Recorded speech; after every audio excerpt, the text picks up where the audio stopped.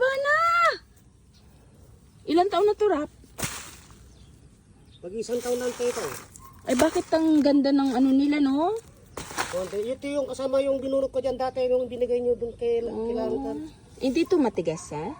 Hindi ante. Ayos na to. Kasi ganitong mga panahon talaga. Oh, Buwan. ito talagang anihan nila. Oo, ante. So ano, sa tingin mo, tama na yan? Baka marami to ante. Ay, Malaki naman. marami tayong pakakainin eh. At saka suma naman ang gagawin nila. So hindi naman Pag madaling nakinulang masira. lang nila yung pag na kahit naman, Okay na. mangunguha ulit ako. Oh, Pag lang sige. nila. Pwede na to. Kasi Nay! Tingnan mo nga to kung madami na to. malalaki naman ito ante. Si Naida ang naggagawa nito eh. Dapat sana kanina pang umaga ito eh. Ayan eh. Ano yan? Pwede pa yan? Yan? Kung lang natanggal lang. Marami na to, Nides?